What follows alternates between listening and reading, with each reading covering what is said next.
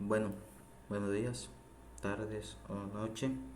Eh, Mi nombre es Juan Pablo Chaparro Fragoso. Mi grupo está conformado por Sebastián de Jesús Albo Rivero y Gerson Javier Tapio Espino. Nosotros como tal trataremos de resumirles las trataremos de resumir las diferentes sentencias que previamente hemos realizado en un cuadro comparativo. Bueno, yo como tal le voy a hablar sobre las sentencias C027 de 1993, la sentencia C276 de 1993 y la sentencia C400 de 1988. Eh, bueno, para empezar, la sentencia C07 de 1993 se refiere al control constitucional de los tratados internacionales, pues la Corte Constitucional determinó que las leyes aprobatorias de tratados internacionales, aunque tienen características especiales, siguen siendo leyes sujetas al control constitucional. La Corte afirmó que los tratados internacionales no tienen supremacía sobre la Constitución política de Colombia, que por lo tanto, si un tratado viola los principios fundamentales de la Constitución, la Corte tiene la competencia para declararlo inconstitucional. Eh, es decir, que la sentencia C C07 de 1993 nos habla de un reconocimiento de las leyes internacionales por parte del Estado colombiano. Pero, aunque si bien la reconoce, esta no la reconoce como supremas a las cortes internas. Es decir, Colombia reconoce las leyes internacionales, pero si una de estas viola los principios fundamentales de la Constitución, Colombia, su Constitución la hace facultad, le da la facultad de declararla inexequible, porque va en contra de las leyes, y en Colombia ninguna ley es superior a las leyes constitucionales, así sea que sea un tratado internacional. Bueno, ahora bien, la sentencia C276 de 1993 se refiere a que la Corte revisó la ley del 33, perdón, de 1992, que aprobaba el Tratado de Derecho Civil y el Derecho Comercial Internacional. Para aclarar, Derecho Civil Internacional y Tratado Comercial Internacional, para aclarar. Firmado en Montevideo en el año de 1899, algo antiguo. La Corte concluyó que no puede ejercerse control constitucional sobre tratados internacionales que ya hayan pertenecido a que ya hayan pertenecido en otras. Es decir, eh, pues ya que estos se rigen por el derecho internacional y no pueden ser revisados por órganos internos una vez ratificados. Esto se refiere a que, bueno, esto se refiere a que los tratados internacionales no pueden ser revisados por una segunda vez por otro órgano, por otro órgano diferente, pues ya ha sido ratificado. Bueno, pasando a la sentencia C400 de 1998, en la cual la Corte Constitucional analiza la Ley 406, la Ley 406, para más claritud, de 1997, que aprobaba un tratado internacional. La Corte encontró un vicio de procedimiento en la sanción de la ley, ya que el texto aprobado por la Cámara no correspondía al texto sancionado por el presidente.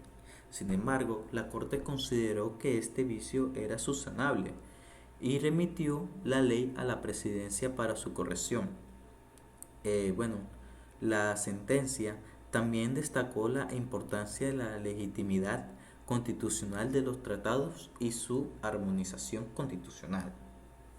Eh, ahora bien, ahora viene mi compañero Sebastián Albor a realizarnos su respectiva análisis de sus sentencias. Ok, continuemos.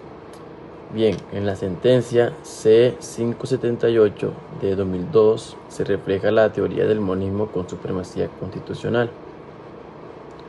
Esto en la medida en que la argumentación de la Corte se concentra en determinar que, en efecto, las disposiciones del Estatuto de Roma son compatibles con la Constitución Política de Colombia. Bueno, por esto es posible afirmar que la Corte sostiene la prevalencia de la Carta sobre los tratados y que la Corte reconoce en su decisión que uno de los principios que orientan las relaciones internacionales del país es el principio del pacta sunt servanda. Sin embargo, también reitera que este principio se debe aplicar sin perjuicio de la supremacía de la Constitución en el orden interno. También es menester mencionar que el Tribunal Constitucional permitió tratamientos diferentes en cuanto a materias sustanciales, exclusivamente dentro del ámbito del ejercicio de las competencias de la Corte Penal Internacional. Ello en virtud de lo estipulado por el Acto Legislativo 2 de 2001, que a su vez fue expedido con el fin de que las disposiciones normativas del tratado no se encontraran en una abierta contradicción con las normas constitucionales del país. Bueno, esto es importante en la medida en que, si bien el tribunal declaró la exequibilidad del tratado con dichos tratamientos diferentes, bueno, en materias sustanciales se indicó pues que también este hecho en sí mismo no menoscaba el alcance de las garantías y que las garantías que estaban establecidas en la Constitución respecto del ejercicio de las competencias de las autoridades nacionales, quienes no están, en el caso de los jueces obligados a imponer penas de prisión perpetua, ni en el caso del legislador a establecer la imprescriptibilidad de las penas. Bien, bueno, en conclusión, a partir de esta sentencia se considera que la teoría aplicada en el monismo con prevalencia del derecho interno, pero sin embargo es evidente que la Corte intentó armonizar las disposiciones constitucionales con las del tratado, para con ello pues permitirse su aplicación en el país, a pesar de las diferencias entre uno y otro. Bien, estas diferencias solo eran tanto sociales diversas y tienen fuentes y fundamentos jurídicos que son distintos, claro. Bueno, adicional a ello, la sala descartó por completo la idea de aceptar un modelo dualista, pues a sus ojos es inadmisible en la realidad jurídica contemporánea, pues existen conflictos y relaciones entre las constituciones y los mandatos del derecho internacional. Y pues estos no son pues órdenes paralelos. Bueno, para ello la sala se inclina por un modelo monista, que si bien se considera que la Constitución prima sobre cualquier norma, incluso las de carácter internacional, pues ¿qué? También se considera que la cláusula de primacía debe permanecer en una total armonía con los principios de derecho. Estos son apoyados en la Carta de nuestro país, y estos no defienden un monismo constitucionalista rígido, como podría entenderse a partir de una lectura aislada del artículo 4 superior, puesto que la Constitución establece que Colombia reconoce los principios de derecho internacional y son aceptados por el país, y que el Estado debe promover la internacionalización sobre bases de equidad y reciprocidad. En la sentencia C-358 de 1997, el demandante expone como motivo para solicitar la declaración de inconstitucionalidad del artículo 577 del Código Penal Militar, en el cual se denuncia allanamientos especiales para el allanamiento y registro de las casas y naves que conforme al derecho internacional gocen de inmunidad diplomática. El funcionario de instrucción pedirá su venia al respectivo agente diplomático mediante oficio, en el cual rogó que conteste dentro de 24 horas. Este oficio será remitido por conducto del Ministerio de Relaciones Exteriores. En caso de registro de residencia u oficina de los cónsules, se dará aviso al cónsul respectivo o, en su defecto, a la persona cuyo cargo estuviera en el inmueble objeto de registro desconocido que estuviera en el inmueble, también desconociendo que el domicilio de una embajada de un país extranjero se asimila en el derecho internacional a territorio extranjero. El tipo de acción presentada es una demanda de inconstitucionalidad contra varios artículos de una ley posterior a la ratificación de la Convención de Viena sobre las relaciones diplomáticas y la Convención de Viena sobre las relaciones consulares, es decir, decreto 2550 de 1998, por medio del cual se expide el Código Penal Militar. Los argumentos de demandante son que, para efectos del estudio académico sobre el control constitucional que realiza la Corte Constitucional sobre la exequibilidad de las legislaciones internas y su compatibilidad con los convenios internacionales, nos remitiremos exclusivamente al análisis del artículo 577 del Código Penal Militar. El demandante anuncia que la norma es inconstitucional,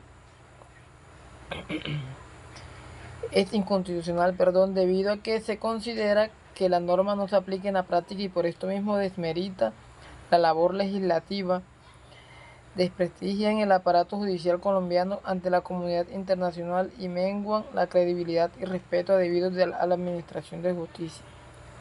También argumenta que en el domicilio de una embajada de un país extranjero se asimila el derecho internacional a territorio extranjero. Es importante resaltar los argumentos expuestos por el demandante. No son de orden jurídico, por lo tanto son inaceptables. La teoría reflejada en este caso, como bien expresa la sentencia, es el solo hecho de existir un tratado como tal no significa que ingrese al bloque de constitucionalidad, por lo cual en el principio no puede ser objeto de inconstitucionalidad de una norma que indique algo opuesto a lo que menciona el tratado. En este caso, el análisis y la explicación sobre las normas de la sentencia es el monismo con primacía constitucional. porque si bien la Corte se declaró inhibida en varios de los puntos de la norma demandada, también declaró exequible la mayoría de ellas, es decir, que si bien esta norma posterior al tratado está en completa concordancia con este, no quiere decir que la Corte determinaría que este código salga del ordenamiento jurídico interno, por no acoplarse a un tratado que está sujeto a muchas contingencias. Adicionalmente, la Corte indica que no es factible por la vía del control constitucional abstracto y en términos generales declarar la inexequibilidad de una norma que contraiga un tratado. Sin embargo, es obvio que corresponde a los jueces ordinarios en los casos concretos resolver los eventuales conflictos que puedan surgir entre tratados y leyes. Como se ha señalado en esta sentencia, la Carta reconoce la fuerza jurídica interna al derecho internacional. Para complementar este argumento, no es tarea de la Corte juzgar la inconveniencia de la determinada norma y retirarla del ordenamiento, porque esto le corresponde al Poder Legislativo. Si bien es cierto que bajo el principio internacional el pacto de Pacta sunt servanda, Colombia, sin haber ratificado ambos convenios de carácter supranacional, como lo son la Convención de Viena sobre relaciones diplomáticas y la Convención de Viena sobre las relaciones consulares, el Estado ha estado contraído a una obligación que va a hacer respetar en su ámbito interno las disposiciones de los dos tratados.